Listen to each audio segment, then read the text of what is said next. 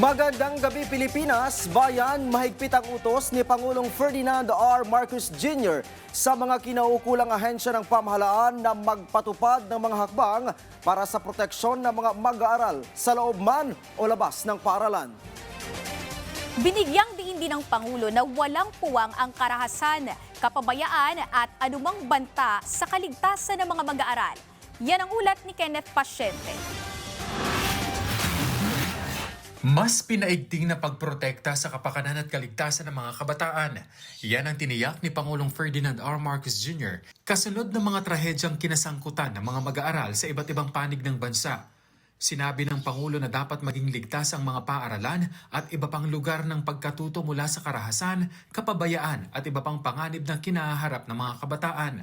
Binanggit niya ang mga naganap na insidente sa Tacloban at Cavite, kabilang ang mga kaso ng karahasan sa loob ng paaralan na iniimbestigahang posibleng may kaugnayan sa bullying, gayon din ang pagkasawi ng 2 student athletes sa isang team building activity at inilarawan niya ito na lubhang nakakalungkot at nakakapangilabot.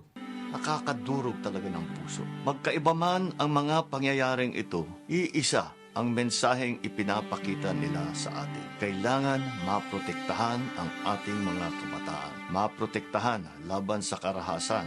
Maprotektahan laban sa kapabayaan. Maprotektahan laban sa panganib. At maprotektahan laban sa mga tahimik at pinagdaraanan at pasaning dinadala ng marami sa kanila. Paaralan ay dapat maging lugar ng pagkatuto, pangarap at pag-unlad. Hindi lugar kung saan nangangamba ang mga magulang para sa kaligtasan ng kanilang mga anak. Dahil dito, inatasan ni Pangulong Marcos Jr. ang DepEd, PNP at mga lokal na pamahalaan na higit pang paigtingin ang mga hakbang para matiyak ang kaligtasan ng mga mag-aaral.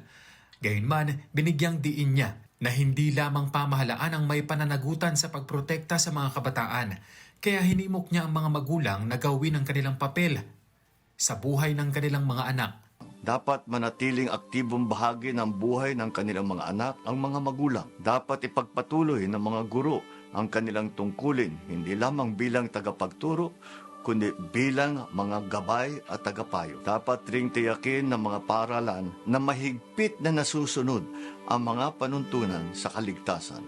Sa loob man ng silid-aralan, sa mga field trip, training camp, o iba pang mga gawain pang-eskwela. At bilang isang lipunan, kailangan maibalik ang pagpapahalaga sa buhay ng tao, pagtuturo ng tamang asal, pag-uugali at pag-iisip, higit pa sa anumang leksyon sa silid-aralan. Mensahe naman ng Pangulo sa mga kabataan, hindi tanda ng kahinaan ang paghingi ng tulong. Mahalaga ang inyong buhay. Mahalaga ang inyong mga pinagdadaanan. At ang paghingi ng tulong ay hindi kailanman tanda ng kahinaan. Sa mga magulang naman, huwag maliitin ang halaga ng isang simpleng pag-uusap kasama ang inyong anak. Minsan, ang pinakamahalagang proteksyong maibigay natin sa ating mga anak ay ang ating oras, atensyon at pag-unawa. Kenneth Pasyente para sa bayan.